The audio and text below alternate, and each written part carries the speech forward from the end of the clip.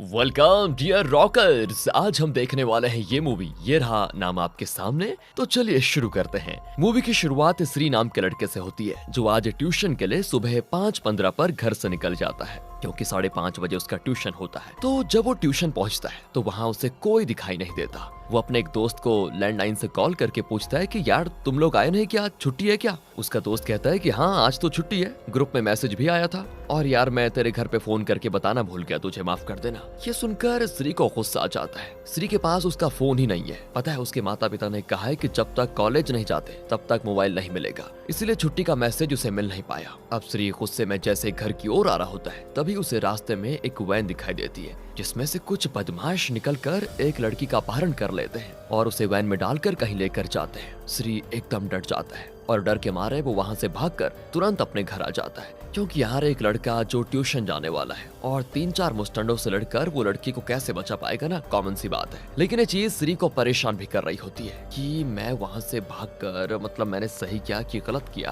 क्या मुझे लड़की को बचाना चाहिए था? कुछ समझ नहीं आ रहा, न जाने उस बेचारी के साथ क्या हुआ होगा। इसी चीज की टेंशन में श्री को समझ नहीं आता कि वो करे तो करे क्या करे। अगली सुबह जब श्री खाने पर बैठा होता है तब वो अपने माता पिता से फिर से फोन के बारे में कहता है कि मुझे फोन चाहिए, बहुत ही जरूरी हो गया, अब क्या पता फोन की जरूरत कब पड़ जाए। लेकिन उसके माता पिता तैयार ही नहीं होते। उन्हें पता है कि बच्चों के हाथ में फोन आ गया तो बस बिगड़ जाएंगे, जिससे श्री फिर से गुस्सा हो जाता है और खाना भी ऐसे ही छोड़कर घर से चला जाता है। अब श्री वहाँ से स्कूल आता है जहाँ उसके वसंत सर उसे काफी ज्यादा परेशान दिखाई दे रहे होते हैं क्योंकि हमेशा वो बड़े खुश नजर आते हैं, लेकिन आज पता नहीं क्यों ज्यादा परेशान है। और तब श्री को उसके दोस्तों से पता चलता है कि सुबह से उनकी बेटी पार्वती लापता है, उसी के लिए सर बहुत परेशान है। ये सुनकर श्री के पैरों तले जमीन खिसक जाती है कि इसका मतलब जिसका अपहरण होते हुए मैंने देखा वो कोई और नहीं बल्कि पार्वती ही थी, यानी कि सर की बेटी। श्री और ज्यादा टेंशन में इसीलिए होता है क्योंकि पार्वती उसकी गर्लफ्रेंड है और अब वो अपनी गर्लफ्रेंड के लापता होने का कसूरवार खुद को ही मान रहा होता है। खुद में सोचता है कि मैंने कोशिश की होती तो शायद पार्वती बच जाती।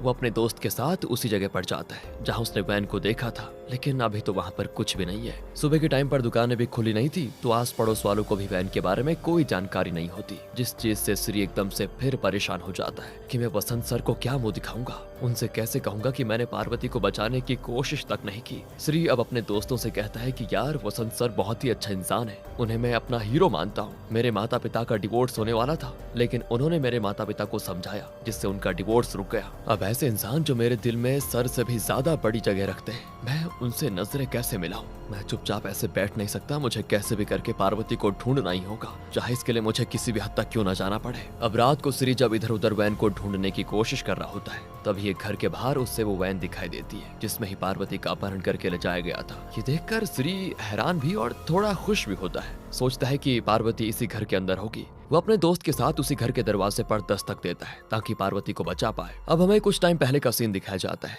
जहाँ वेत्री नाम का मूवी राइटर और डायरेक्टर अपहरण करने वाला एक सीन की शूटिंग कर रहा होता है। वेत्री एक सक्सेसफुल डायरेक्टर बनना चाहता है और वो अच्छी से अच्छी स्क्रिप्ट लिखता है और अच्छे सीन्स भी शूट करता है ताकि प्रोड्यूसर्स वगैरह को दिखाकर उन्हें इम्प्रेस कर पाए, जिससे मतलब उसे उसकी लाइफ की पहली मूवी मिल जाएगी। आज तक वेत्री ने बहुत ही मेहनत की है लेकिन अब तक किसी भी कंपनी ने उसे हायर नहीं किया, लेकिन वेत्री ने हिम्मत नहीं हारी है। अपने माता पिता के खिलाफ जाकर उसने डायरेक्टर बनने का फैसला लिया और अपनी मूवी के लिए ही वेत्री अपहरण का सीन शूट कर रहा था। और यही सीन दोस्तों दूर से श्री ने देख लिया था। इसका मतलब दोस्तों श्री ने जो सुबह अपहरण होते हुए देखा वो सिर्फ एक मूवी का सीन था, न कि असली अपहरण। लेकिन अगर वो असली अपहरण नहीं था तो पार्वती कहाँ चली गई? अब शूटिंग पूरी होने के बाद वेत्री अपने दोस्तों के साथ एक होटल में चाय पीने आता है कि तब उसे होटल के बाहर पार्वती दिखाई देती है। याद रखना दोस्तों ये सुबह का टाइम है, पार्वती की साइकिल की चेन उतर चुकी है तो होटल का मालिक उसकी चेन लगा देता है। पार्वती को देखकर साफ लग रहा होता है कि वो काफी ज्यादा डरी हुई है। इसके बाद वो अपनी साइकिल को लेकर वहाँ से चली जाती है। तो वहीं वेत्री अपनी स्क्रिप्ट और शूट किए हुए सीन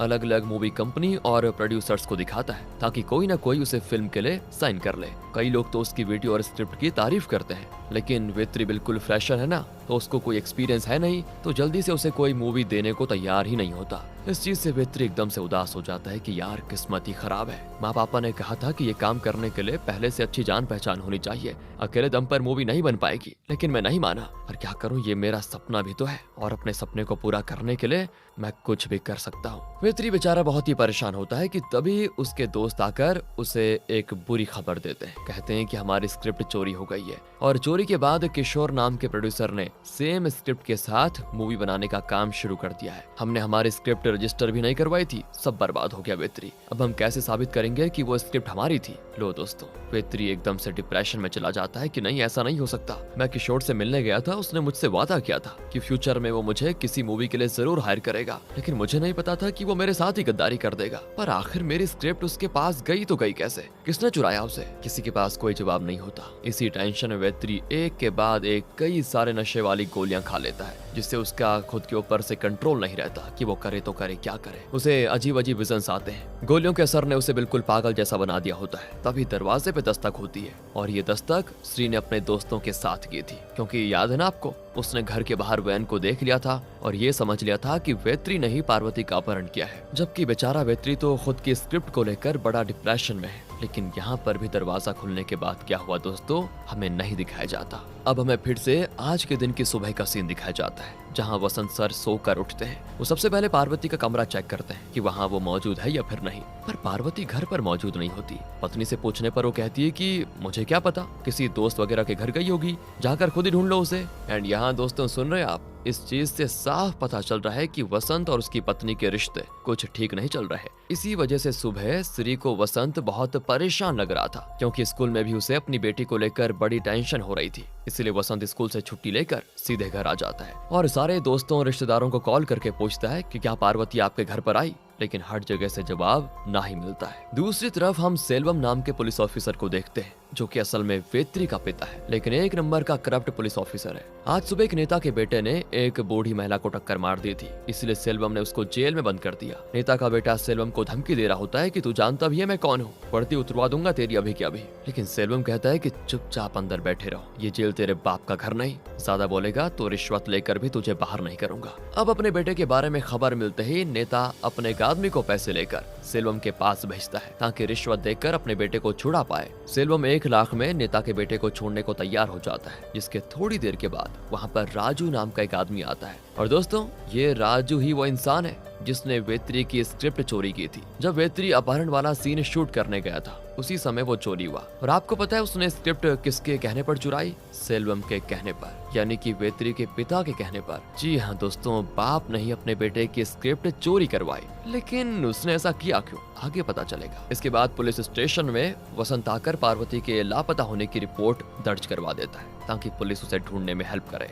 इधर नेता का बेटा सेल्वम के बात करने के तरीके से बड़े गुस्से में होता है, तो वो अपने गुंडे साथियों को तैयार करता है, ताकि वो सभी मिलकर सेल्वम के बेटे वेत्री की पिटाई कर पाए। इसीलिए रात होते ही वो सारे गुंडे वेत्री को पीटने के लिए उसके दरवाजे पर पहुंच जाते हैं। और ये वही टाइम है दोस्तों, जिस टाइम श्री वैन देखकर वेत्री के घर पर आया था। देखा दोस्तों आपने, 3 अलग अलग बंदों की कहानी एक ही जगह पर मिल गई। अभी तो बहुत इंटरेस्टिंग होना बाकी है, इंतजार कीजिए बस। अब जैसे ही इतने सारे गुंडे वहाँ पर आते हैं, तो श्री डर जाता है। वो गुंडे तुरंत उन्हें वहाँ से भगा भी देते हैं और घर के अंदर घुसकर वेत्री की पिटाई करना शुरू कर देते हैं। लेकिन वेत्री फुल नशे में धुत था। उसको वो सारे गुंडे प्रोड्यूसर किशोर के जैसे ही दिखाई देने लगते हैं, जो उसके स्क्रिप्ट से मूवी बना रहा है। तो वो किशोर का सारा गुस्सा उतारते हुए सारे गुंडों की बढ़िया तरीके से धुलाई कर देता है। ऐसा मारता है कि जो गुंडे वेत्री को मारने आए थे ना, अपनी जान बचाकर ही वहाँ से भाग निकलते हैं। पर इस लड़ाई के बारे में वेत्री का पड़ोसी पुलिस को फोन करके बता देता है कि नेता के बेटे ने कुछ गुंडों को यहाँ पर भेजा था, जिन्होंने वेत्री को बहुत मारा। अब पुलिस स्टेशन में राजू जेल के अंदर होता है, क्योंकि सेल्वम ने उससे चोरी करवाई थी और उसी चोरी के आरोप में उसे अंदर बंद कर दिया। दूसरा एक पुलिस वाला राजू को पार्वती की फोटो दिखाकर कहता है कि तू तो चोर है, रात भर इधर उधर घूमता होगा, तो बता कल रात इस लड़की को कहीं देखा था क्या? बताएगा तो मैं तुझे अभी छोड़ दूंगा। राजू कहता है कि हाँ, मैंने इसको देखा था। रात को मैं जब स्क्रिप्ट चोरी करने जा रहा था, तब ये लड़की मुझे साइकिल से जाते हुए दिखाई दी थी। मेरी शक्ल देखकर डर गई थी कि मैं इसके साथ कुछ गलत काम न कर दूं। और सच बताऊं तो उस समय मुझे बड़ी बेइज्जती महसूस हुई कि मेरा चेहरा कैसा है यार। इसीलिए इस लड़की का चेहरा मुझे अच्छे से याद है। इसके बाद ये लड़की अपनी साइकिल वहीं छोड़कर एक i20 ग्रे कलर की गाड़ी में सवार होकर चली गई। हाँ, जबरदस्ती किसी ने इसको नहीं डाला, ये खुद ही उस गाड़ी में बैठी थी। आपको मेरी बात पर यकीन ना हो तो मैं आपको उस जगह पर लेकर जा सकता हूँ जहाँ अभी भी उसकी साइकिल पड़ी होगी। इसीलिए एक पुलिस वाला राजू के साथ उस जगह पर आता है और वहाँ सच में पार्वती की साइकिल पड़ी होती है। सामने ही सीसीटीवी भी होता है जिसकी फुटेजेस से कंफर्म हो जाता है कि पार्वती खुद की मर्जी से गाड़ी में बैठी थी। अब ये गाड़ी किसकी थी, पार्वती कहाँ गई,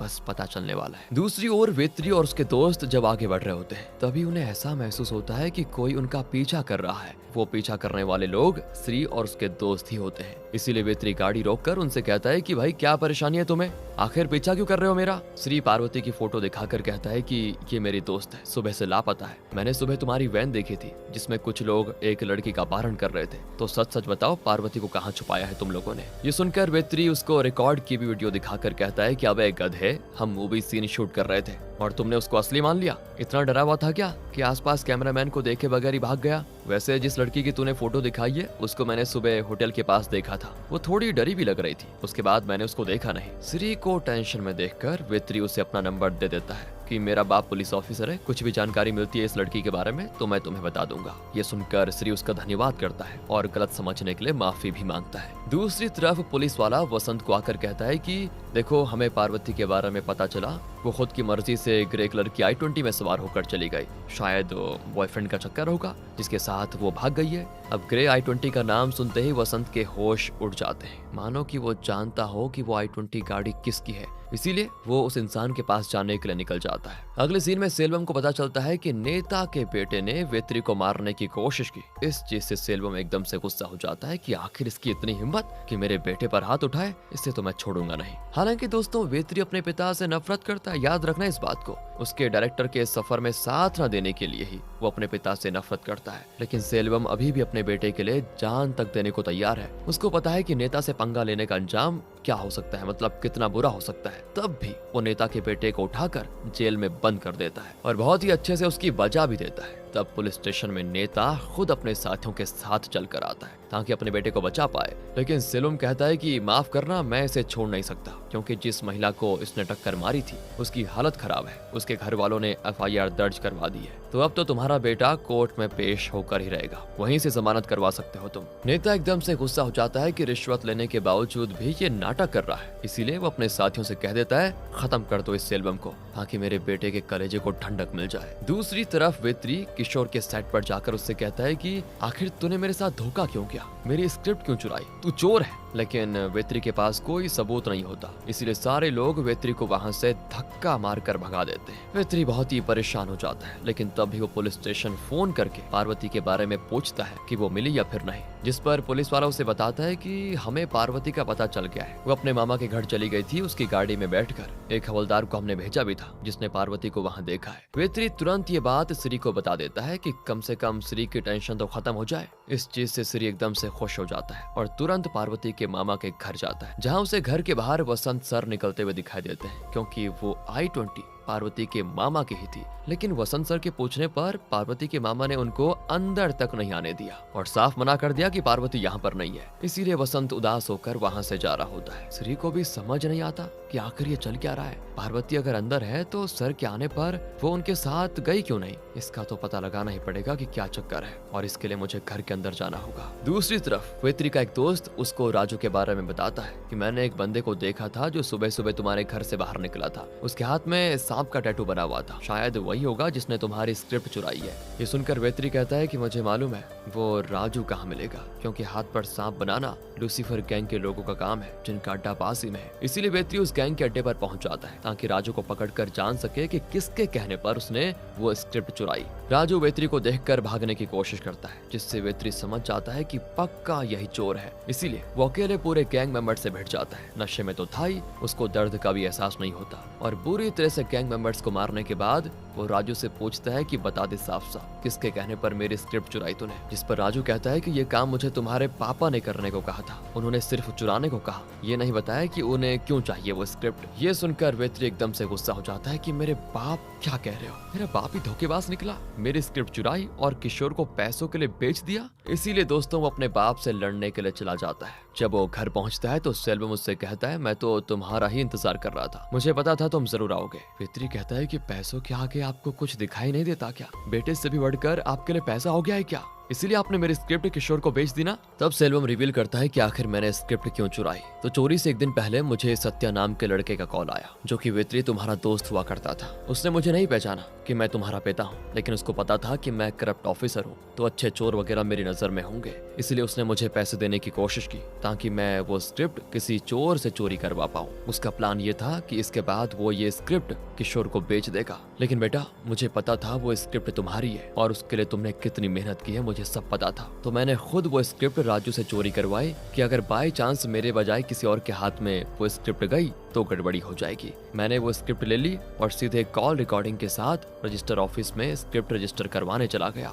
ताकि तुमसे तुम्हारी स्क्रिप्ट कोई दूसरा चोरी न कर पाए। और बताओ, तुमने अपने ही बाप को चोर समझ लिया। बेटा, मैं करप्ट ऑफिसर जरूर हूँ, लेकिन बेकार पिता नहीं हूँ। तूने चंद दिनों तक साथ रहने वाले दोस्तों पर ज्यादा भरोसा किया, लेकिन अपने माता पिता पर नहीं। बेटा, मैं और तेरी माँ कभी तुझसे नफरत नहीं करते थे। बस हम ये चाहते थे कि तू जो भी करे उसमें खुश रहे, उसमें सफल हो जाए। तू डायरेक्टर बनना चाहता है ना, और इसके लिए ही तू बहुत परेशान रहता था। तो तेरी परेशानी हमसे देखी नहीं जा रही थी, इसीलिए हमने तुझे डायरेक्टर बनने से रोका। और कोई नफरत नहीं थी हमें तुझसे। और बस मैंने तुझे एक बार डांट क्या दिया, तू घर छोड़कर भाग गया। पता है, तेरे जाने का सदमा तेरी माँ बर्दाश्त नहीं कर पाई और वो चल बसी। ये सुनकर वेत्री को एहसास होता है कि वो कितनी बड़ी गलती कर चुका है। उसने हमेशा अपने माता पिता को गलत समझा, लेकिन वो तो उससे बहुत ज्यादा प्यार करते हैं। लेकिन वेत्री अब अपने पिता के साथ खुशी के पल क्या बिताता, क्योंकि नेता का भेजा हुआ गुंडा खिड़की से अंदर गोली चला देता है, जो गोली सेल्वम के सर पे लग जाती है, जिससे वो वहीं पर मारा जाता है। ये देखकर वेत्री तो सदमे में चला जाता है कि अभी अभी तो वो अपने परिवार के करीब था, लेकिन अभी सब खत्म हो गया।